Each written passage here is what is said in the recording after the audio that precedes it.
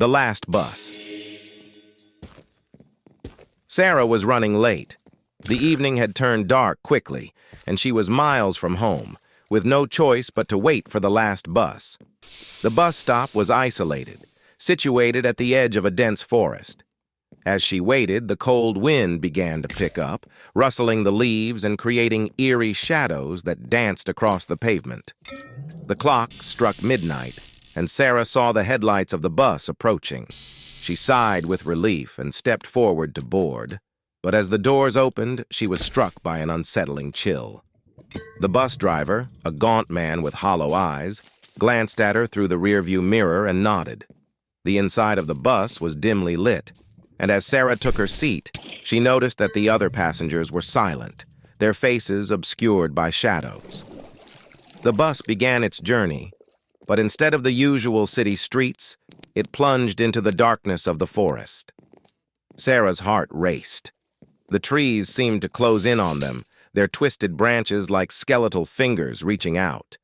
The atmosphere grew increasingly oppressive, and she could hear whispers, soft and indecipherable, floating through the air. The bus came to an abrupt halt. Sarah looked around, confused. The driver's voice crackled through the intercom. "End of the line!" Sarah stood, her hands trembling. She glanced at the other passengers, who were now staring directly at her with hollow, unblinking eyes.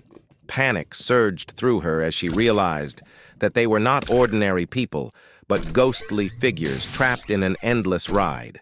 Desperate, she rushed to the front, but the driver was gone. The bus was now eerily empty except for her. The door to the bus opened on its own, revealing not the familiar bus stop, but a dark void. She stepped out, only to find herself in an endless, twisted version of the forest. The whispers grew louder, more urgent. Sarah turned to see the bus slowly disappearing into the darkness, leaving her alone in a place where the boundaries of reality and nightmares blurred. As she wandered through the oppressive gloom, she realized that the forest was not just a place but a prison, and the bus was only a temporary escape for those who had lost their way.